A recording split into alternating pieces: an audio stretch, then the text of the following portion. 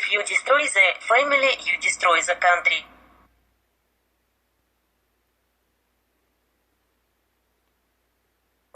One of the individuals does not want the divorce.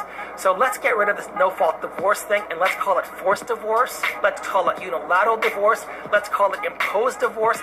It was the legislation of no-fault divorce laws in the 1970s, which created the regime, or greatly stimulated the process of single-parent homes, and therefore of the entree of government machinery into the private household. In America, we have refined it because divorce has become a multi-billion-dollar industry. The divorce industry in America is a $50 billion a year industry. So if you think that the family law attorneys and the Family Law Association want to get rid of no-fault divorce, you've got to be kidding yourself. This is their cash cow. As a scholar and as an attorney, I want people to have an opportunity to get divorced however they want to. However one person wants to, not however they want to. And I always like to say I think heterosexuals have done more to damage the institution of marriage and the foundation of the family in the last 40, 50 years than same-sex marriage ever will. And I think that all goes back to the advent of no-fault divorce in the 1970s. So the Texas Family Law Foundation, we kind of call ourselves the lobbying arm of the Texas State Bar Family Law section. So I don't know if just all the attorneys are in some big club where they hang out. We kind of call ourselves the lobbying arm of the Texas State Bar Family Law section. It is definitely a club. It's a business. It's a big business. We kind of call ourselves the lobbying arm of the Texas State Bar Family Law section.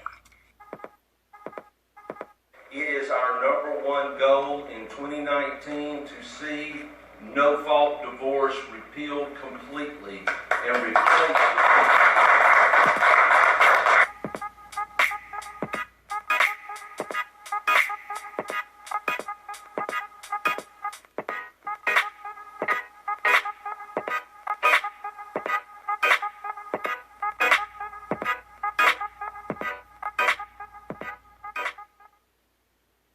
When any state legislature shall pass an act annulling all marriage contracts or allowing either party to annul it without the consent of the other, it will be time enough to inquire whether such an act be constitutional.